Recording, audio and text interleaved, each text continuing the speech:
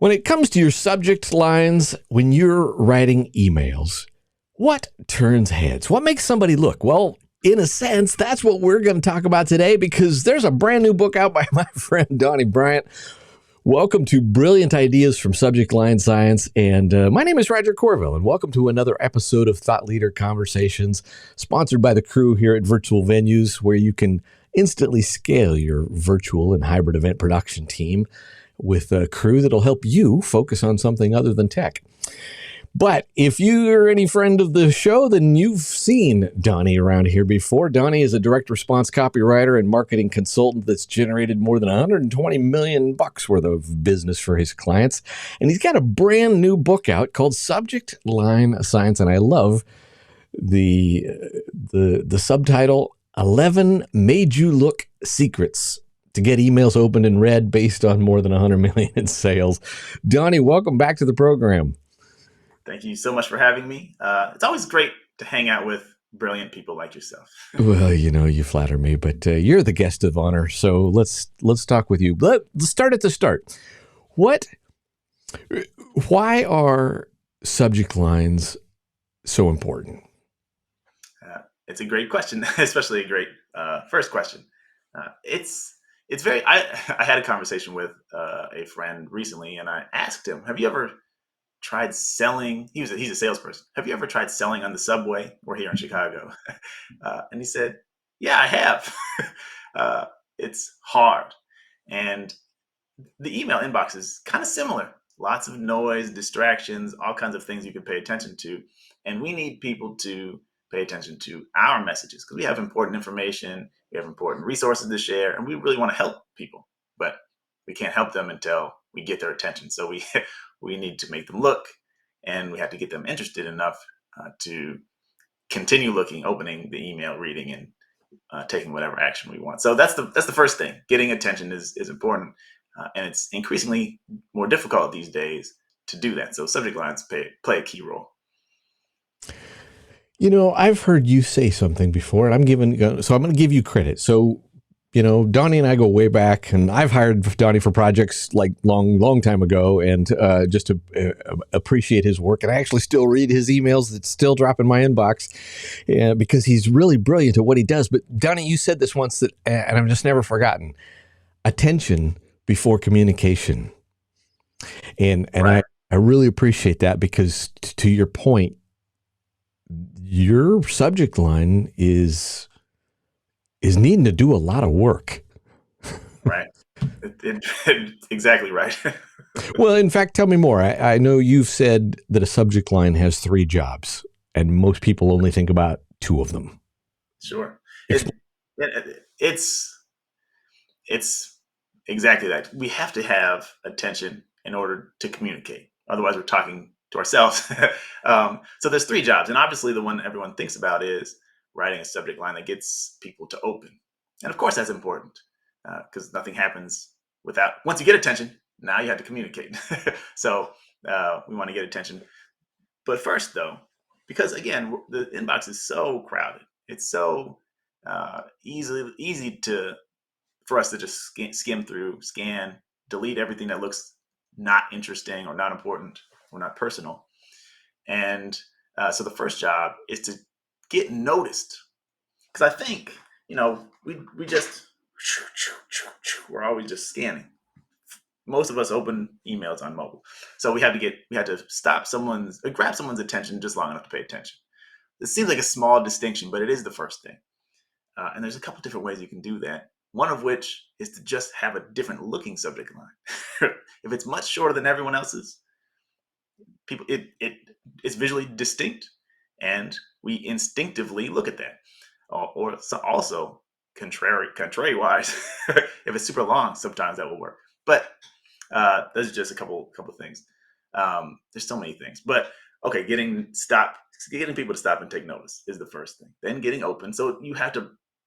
The only reason people only reason people open an email is because they believe there's something inside for them, some sort of value. So the subject line, in order to get opens, has to imply that there's some kind of value, specifically relevant value inside that's worth the time it will take to open and read. So job number one is to get attention. Job number two is to get the open. And then job number three, this is the one that nobody thinks about at all. But I have studying so much data. There is a distinct impact that a subject line has on everything that happens after the open. So your subject line will impact how people read the email, whether or not they click, and why they click. It's weird because you think once the email is open, the playing field is level. Everyone who's reading kind of has the same. They're reading the same information, so they have the same context. But from the data, you'll see that different subject lines have different impact on what gets read and what gets clicked inside the email, and then even what happens on the other side of the click. So if you're selling something, sending someone to a sales page, you'll find that you get different click-through rates, different conversion rates based on the subject line, where there's no other variable. So the third job of a subject line is to create the optimal emotional and intellectual state in your reader to take the action that you want them to take, and really just to receive the information that you want to share with them. Because if you have something valuable, you want them to consume it, understand it, and apply it. So your subject line, believe it or not, actually impacts how that happens. That is fascinating. And I realize something in what you were just sharing there that I wonder how it applies to, to virtual events and webinars. And I'll share with you why.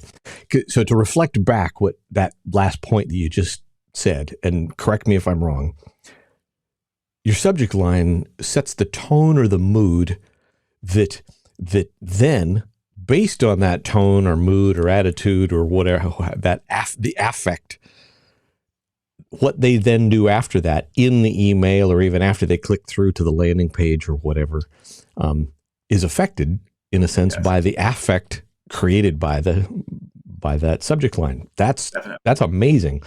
What I find fascinating, and I'm not going to put you on the spot because I'm assuming this data doesn't exist, but in the world of webinars or virtual events or that kind of thing, we deal with something that a piece of content that has a life cycle.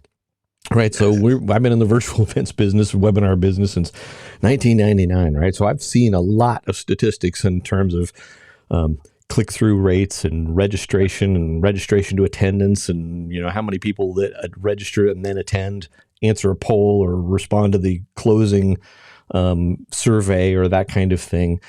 And there's this life cycle of data collection that can happen in an event because it has a life cycle. It's not like click through, bought the product, click through, download the white paper. Right. And but that idea of setting the tone up front, I find rather fascinating. So you get me excited. And to be honest, thank you, by the way, for sending over a PDF of the book. I haven't had a chance over the course. It was Thanksgiving week, so I didn't spend my time reading it deeply. But let's talk about your book for a sec. And before we do, I'll just point this out. For those of you who are actually watching, I'll fly this up on the screen. Subjectlinescience.com is the email or the URL that will get you to the book. But let's talk a little bit about this Made You Look secrets.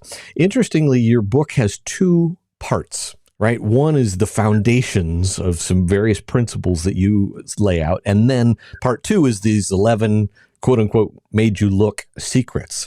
What led you to just establish foundations before you got to the secrets? Attention before communication, but also definition before communication. If we're not talking about the same, if our terms are defined differently, we will not be communicating effectively. So I wanted to establish some terms, but also when you're writing subject lines or anything, you want to understand the principles at work. Why does anything happen or not happen in your space? So I wanted to make sure, not just giving here's some subject lines that you can use, which I think that's what people want. But I want, to me, it's super important for people to understand so that they can go out and do this on their own, or their team can do it, to understand why people open emails, what's at stake, and what kind of factors play in before we even talk about the words. I always do this. I think you do the same thing. We want people to understand foundational principles so that they can do the tactical stuff. Because you can do the tactical stuff, but if you don't understand why, it may work sometimes, but you can't replicate if you don't understand uh, what's underlying the tactics.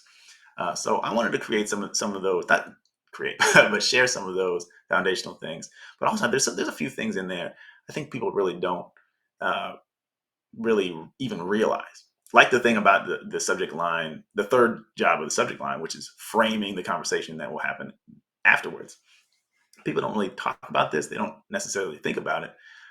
I like you're so deeply embedded in virtual events and with email. I I'm so deeply embedded in it, spending so many hours working on it, analyzing it, digging through the data, teaching it, consulting on it, and I've just found some foundational things that I really want to put out there so that people have them, and so that's why I created the foundation section. I love that. And I'll tell you why. I obviously wrote several books about virtual presentation skills Yes. and, traveled the world teaching that kind of thing. And I similarly uh, have some principles that undergird everything that comes downhill after that. Yes. And interestingly, I remember, in fact, I still remember this. I was at a gig in Edmonton, Alberta, Canada, Hmm. and this gal comes up afterwards and goes, here's what would really help you. And I'll be danged if she didn't have a nugget that really helped me. She's like, set things up by telling us that you're going to talk about the principles first, because some part of your audience is just looking for the how to. Yes. And and which I knew instinctively, right? Because I'd seen and I've done this a zillion times. I've spoken to tens of thousands of people around the world, and somebody comes up and says, "Oh, quit, don't talk theory to me. Just get to the whatever." And I'm like, wait a minute, you can't have one without the other. No. So No. the idea of saying, "Hey, here is this foundational idea, the principle, the rule that then might apply differently on." In context A versus context B, Absolutely. but the underlying principle is something that doesn't change, and frankly, is the kind of thing. And I love this about what you just described: teaching the person to fish instead of just giving them the fish necessarily includes those foundations or those principles that undergird uh, all of the other stuff, like your 11 made you look secrets. Absolutely. But also, this is true. Many people, not only do sometimes they don't know the principles, and especially if you have a virtual event, there's some people who just maybe entered the industry. They're very excited. They're learning, but they haven't had a chance to get the foundational knowledge. It's the first for somebody. This is the first one that they're watching. They want to know. They really want to get introduced into the world. So I think you had to do that. But there's also people who misunderstand the principles. They think the wrong thing, or they think they know something that they don't know. Anecdotally, they think they've discovered something. So you want to clear away the incorrect thinking and the improper understandings, so that everyone is on. They're standing in truth. You're going to understand this book because you understand what's actually happening, not what you think is happening, or not what somebody who was trying to sell you their program was trying to tell you. This is what's true. This is what we found from data. And I mean, you definitely do it. And this is what I've attempted to do in my book. And interestingly, I mean, I just said people trying to sell you something will maybe teach you something that's marketing true, but not like factual, and universally applicable. Uh, I, I did not attempt to do that in this book. I just want you to know the truth. If you read the foundational section and don't read anything else from me ever, I think I will have helped you, because I've discovered these things as true. And I think, like I said, sometimes people don't really understand. and they haven't had the opportunity to do what I've done to understand these things.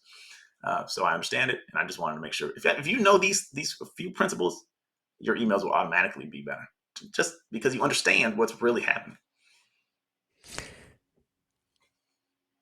And we've already started. So, for instance, that idea of your subject line having 3 jobs, that's one of the foundational, that's one of those 9 foundations that you lay out there. But let's sneak onto Yes. a couple of these secrets, and we won't keep you around too long today. But before we're also done, I also want to get to you talking about your favorite subject line of all time and what makes it good, because I know that's a great story. But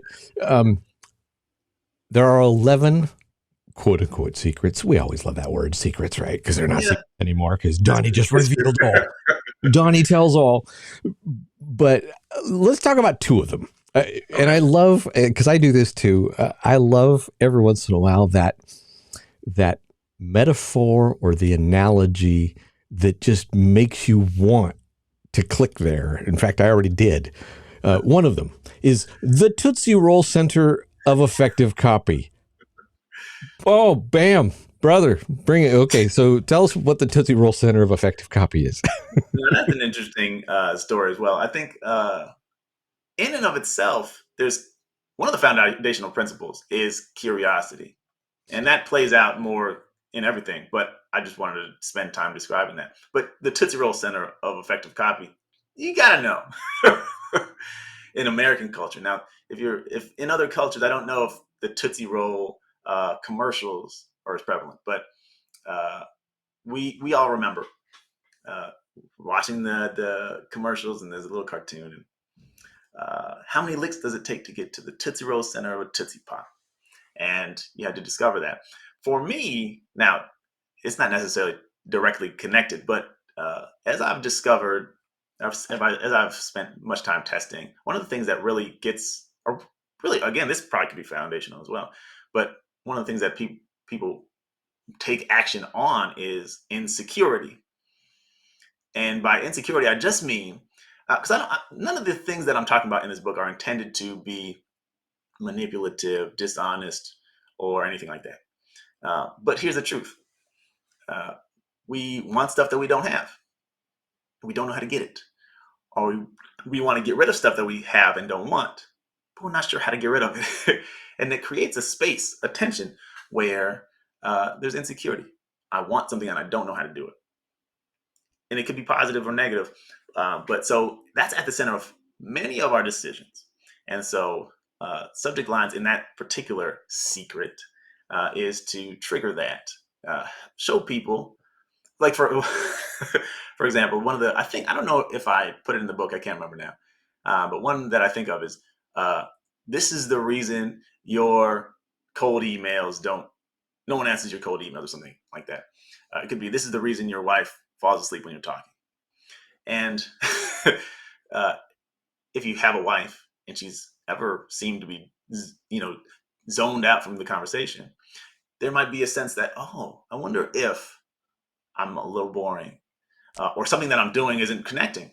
And when I get an email, I'm not going to say you're a terrible conversationalist and you know your wife really should be thinking about somebody else. But it's, it's important for us to know how to connect with other people. And so some of these things don't come naturally, and then you begin to help them be more interesting in conversation or what have you. I just made that particular body copy up off the top of my head. But so the insecurity is, I wonder, I know I could be a little bit better at not going off on these weird tangents in my conversations with my wife. And so you want to be a better husband, a better communicator. And so there's a little insecurity there because you're not sure. I mean, you want to do better, and you don't know what you're missing. And so that's one of the things that there's lots of ways you can do it. We explore some of them in the book. And again, it's not to manipulate or make someone feel bad. I say that I think 3 times in the book. We're not doing that. We're not tearing people down, making them doubt themselves. But we are using the fact that you probably have that experience. And we're going to use your felt need and your reality to help you focus on a message that can help you.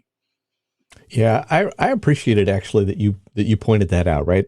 I mean, to me, uh, communicating with integrity is one of actually the misunderstood or things about sales and marketing, right? We somehow, people in the field of sales and marketing realize that you can do so with integrity. People outside might have smarmy stereotypes, of used car salespeople or something. No, Yes. people being people means that we can be people together with integrity or without integrity, and, Yes. and that's Yes. true when it comes to copywriting as well. I Likewise, appreciate. my father-in-law is a pastor, and I remember sitting in service one time, and for whatever reason in the sermon he got to talking about advertising and it's manipulating, and these people are taking advantage of you, and it's dirty, and I'm sitting he knows what I do. He wasn't coming at me, but he felt like this is something he needed to say in the message. And I'm in advertising marketing. I'm taking care of your daughter and your grandchildren, and you know me. I don't ever want to take advantage of people or be dishonest. There's other ways to make money, and we don't we don't have to compromise morality to sell and be effective in Well, let's marketing. talk about that just in the context of that one secret, right? The Tootsie Roll Center. Yeah, You're describing people who want something and don't have it, or have something and don't want it, right? yeah, And the way that I learned that kind of thing actually came out of studies that looked at the structure of a presentation and what is the nature of what is or isn't persuasive. yeah. And at the end of the day, and these are my words, not the words you used in the book, but we're talking about the same thing, is you are illuminating and maybe articulating a cognitive dissonance, Yes, right? And then you're offering resolution to that cognitive dissonance, right. which is frankly what makes stories tick, right? And Yes. that's, you're part of the way into a story, and you could set your watch by a Hallmark movie, right? You're The first kiss 8.2 happens minutes at in, 1 hour and 4 minutes. right? You're 8.2 minutes in, and there's the precipitating event. and then some conflict arises and it gets resolved, and everybody goes home happy and kisses under the mistletoe, or Yes. or whatever they're doing. But the point is that to me, that's an example of something you could do with integrity or without, right? Meaning Yes. the person, let's use your made up example of not communicating well with the wife. It could be that person just hasn't really fully understood or grasped the impact that Yeah. what they're doing, Yes. in terms of what they're doing or not doing, is Yes. having. Yes. And so you might just be illuminating it and articulating it in a way that helps them understand, here's where I'm at, my status quo. If I stay at the status quo, I'm going to keep getting what I've always been getting. Yes. Therefore, I need to take some action to get to this new desired outcome. Yes. That's exactly. And I'm glad you pointed that out because that's exactly right. yeah, well, and in so doing, you as the copywriter are doing a benefit to humankind, right? Even Yeah. if what you're doing is pointing out a problem, going, dude, you suck at talking to your wife. It's what a friend would do, right? It is. If you notice you're messing up, buddy, you got to do better at this. It's uncomfortable, maybe. These subject lines aren't meant to really be uncomfortable. Maybe prick a little bit at discomfort, but because we want to resolve that. I Right. think one of the other secrets is fear, which I know a lot of people don't want to talk about. Oh, let's But talk about that. Yeah. sure, the reason that fear works, that's true. But the reason that we can be okay with using fear in a subject line and using fear in a presentation is that there are things to be scared of out there, right? I I use an example. This is dramatic, but you could say, watch your blood pressure, you watch your cholesterol, and those are valid pieces of advice.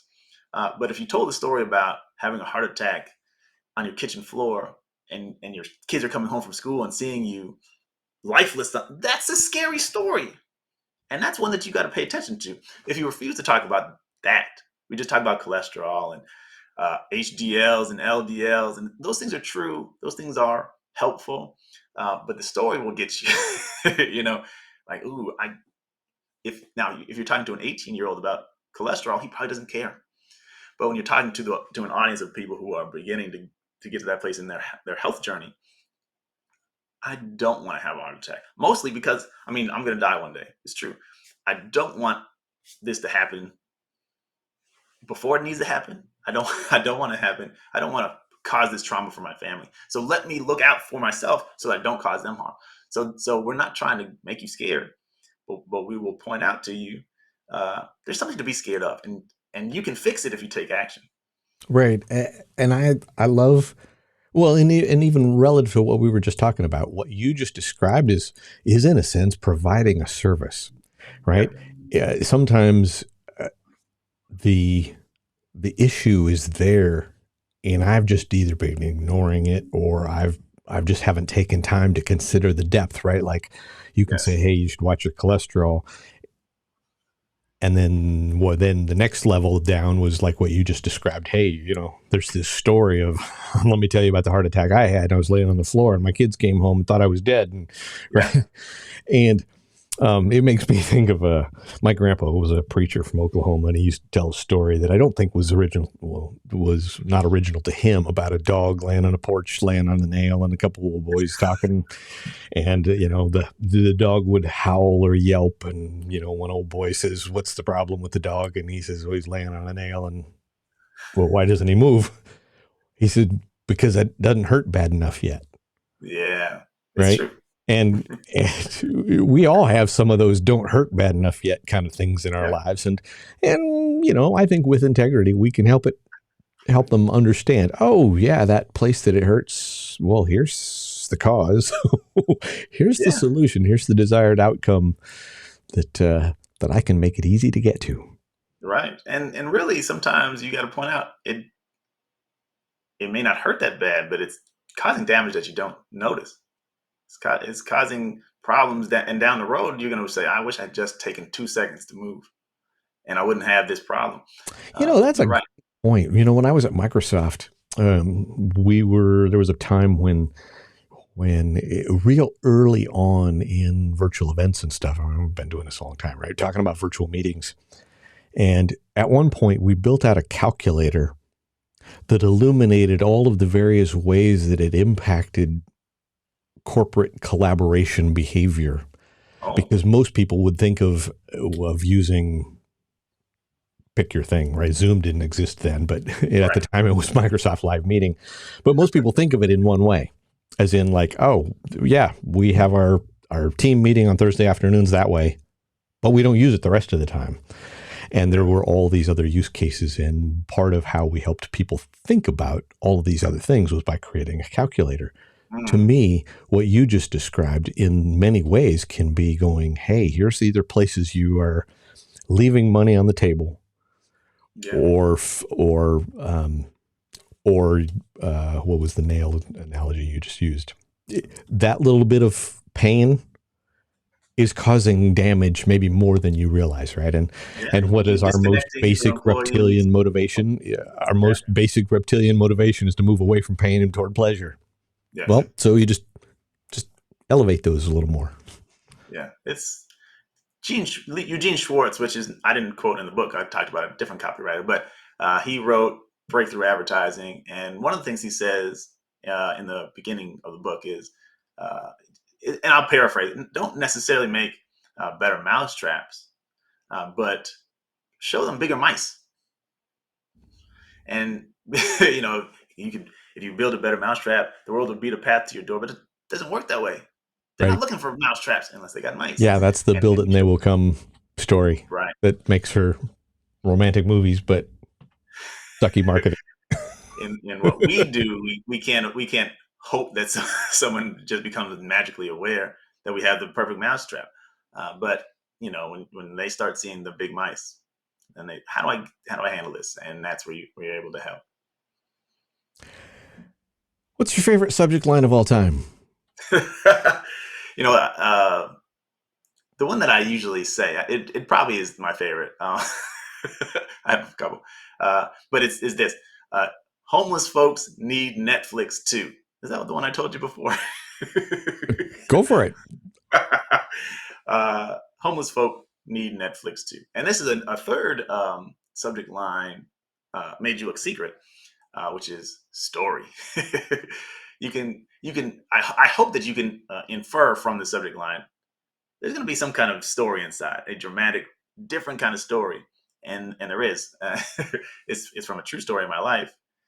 I wonder if that's that may not even be the one I told you before. The other one may be even more dramatic. But this story, someone in my family had no home. They were homeless, but they had a premium Netflix account, 4 screens, but they have no house.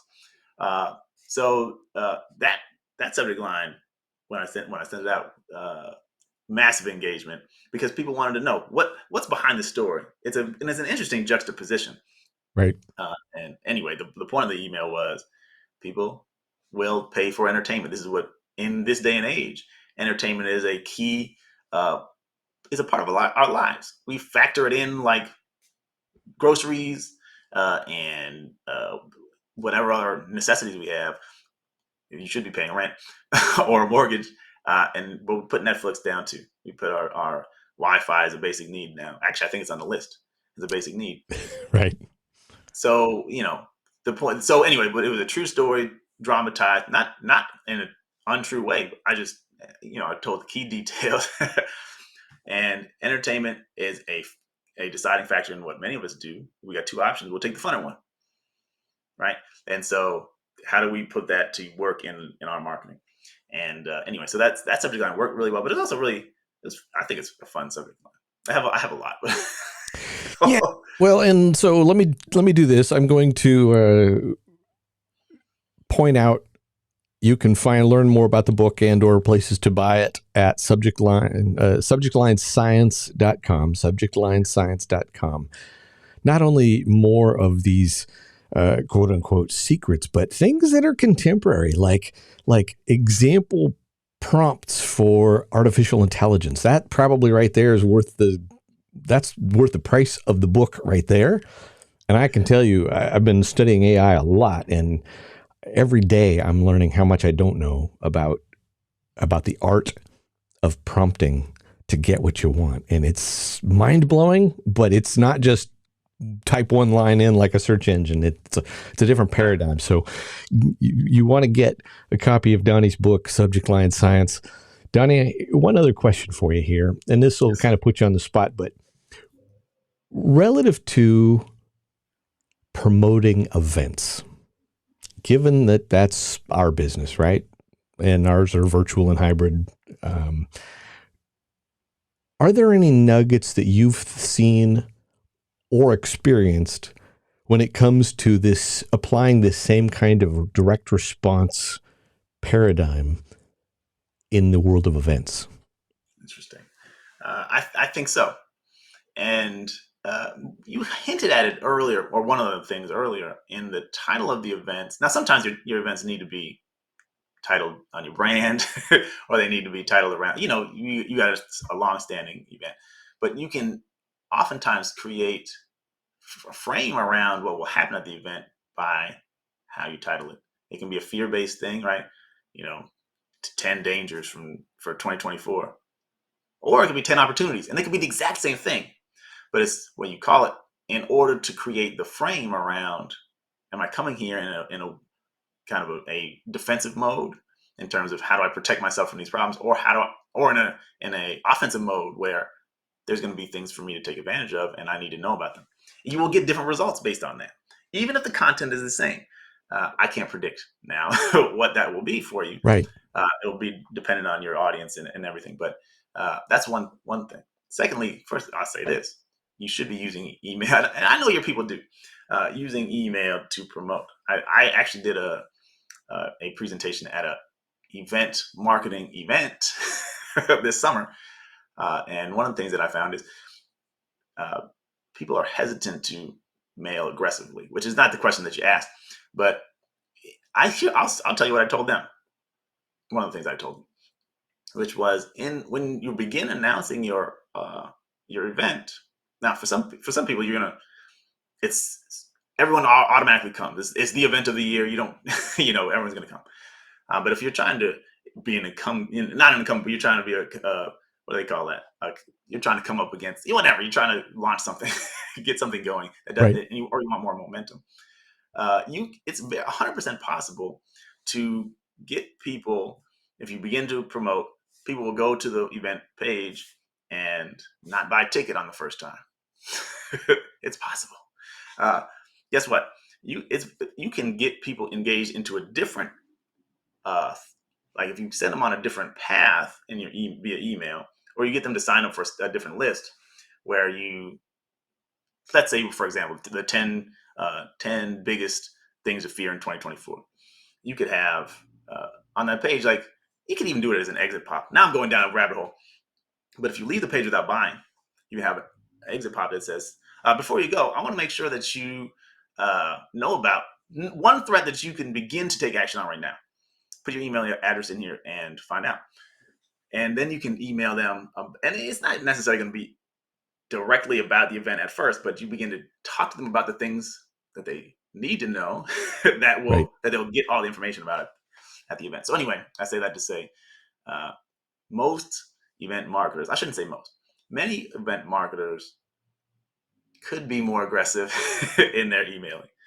We want to be gentlemanly or gentle lady like, and quote unquote respect people. But the truth of the matter is, fewer emails, you're actually alienating people over some period of time. So there's that. I'll leave that there. And one other thing that I'll say, I think it's very helpful in event marketing, and maybe we don't do that often enough either, but to create a sense of curiosity. Like we spell out every single thing that's going to happen. That's great. Because what we're doing is we're showing value, but we still may be able to add an element of, you never know what's going to happen. When Roger's on stage or when Roger's on camera, anything can happen. And if we can somehow feed into that sense of curiosity, I know people buy. I got a text message from a friend, and he said, I saw this sales page, and this guy's selling this product. It's $40 or whatever, but there's this one. He says this one C will do whatever, and he says, I'm about to buy this just to know what the C is. The curiosity on the sales page drove him nuts to the point where he bought this thing. Didn't even really want it that bad, but he had to know what that C was. And I think we can do kind of the same thing. Yeah, we got some of the same speakers maybe that you've seen before. We're going to cover some of the same topics as other events are talking about, but there's something else. And if you can create curiosity around value that you're going to bring or problems that you're going to illuminate and illuminate solutions for, but there's an element beyond what's predictable. This is something that is going to blow your mind. Then people will have an additional incentive to, I kind of need to see that. I don't think I'm going to get this anywhere else, or you don't even know if you could get it somewhere else, or buy a book on it, or anything. So I think that the same emotional reasons that people open and read emails and click on emails can be largely transferred over to reasons why people consider and purchase tickets to, or register for events. That's a very long rambling No, answer. you covered a number of good things. It's something that I've thought about for obviously a long time, taught on many times, albeit my world was in a really tight little box, one of which was me looking at the data of literally tens of thousands of events from when I was at a big company, Microsoft, working with big companies, to little companies. And we see the same, now, because, our little dozen-person company, does business with big companies. But so we've seen a ton of data, meaning we've observed what works and what doesn't. Yes. And yet you just illuminated a couple things that I think are worth repeating. So for me, if there was a way I would boil it down, it's that, hey, if you got nothing else going for you, and obviously I'm thinking more probably like the single session webinar as opposed to the multi-session event, probably a different nuance there. But is that implicitly or explicitly use the words how to in the title. And for me, it's like implicit.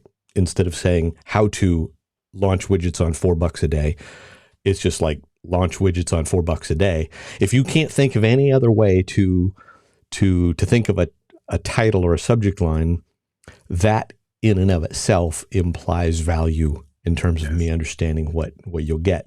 But I love, and I just want to put an exclamation point behind the way you just described the use of curiosity. Because you're right. We want to tell people about all the cool stuff, but it's kind of like running into an amateur salesperson who just wants to tell you every stupid thing about the thing and never pauses to go, you know what, at some point you're out of attention and I can't tell you about all the cool things. So what are those things where I'm going to like hint at what's coming and draw you in? And that's one thing that I think I've seen done well in the events world, where it's like, here's the challenge, here's the opportunity. And in this event, you will learn, or come to this event and you'll learn the 3 ways to talk about widgets on Tuesdays, and the 5 things to, and the 1 thing never to do. And you can create curiosity in those bullets as you're saying, hey, here's what our promise is in terms of what you can expect on the other side. Yeah, so thank you for that. Because to me, there are some unique opportunities with regard to what you can do in an event, as opposed to it being a product sale or download the white paper or whatever the call to action is, because real-time events sometimes have surprises and experiences that are different, that aren't just transactional information. Exactly. That's so true. So here is your curiosity builder for Donnie's book. You've got to ask, what is the human attention algorithm? You've got to say, hey, what are the unexpected twists? How do we do unexpected twists on familiar subjects? And then, of course, as I mentioned, subject line AI prompts, all within this book. You can find it at subjectlinescience.com. Donnie, I thank you so much for spending a little bit of time with us today. Congrats on the new book, and good luck on those conversations with the wife. Thank you. And thanks for having me. This is a fun conversation, and hanging out with you again. It's always a good time. It is always a good time. You can find Donnie at Donnie, DONNIE Bryant.com, or subjectlinescience.com will get you to the book and to Donnie as well. And by all means, just because I know this guy and I've hired him in the past, I forget the first time, 10 years ago or what it was. One of the reasons I love this brother is because he's got that heart to serve.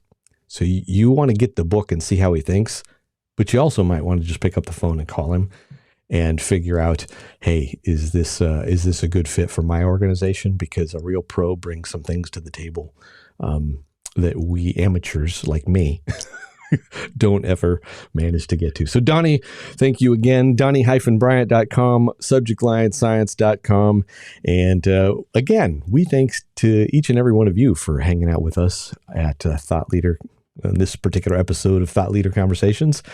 We will catch you next time around.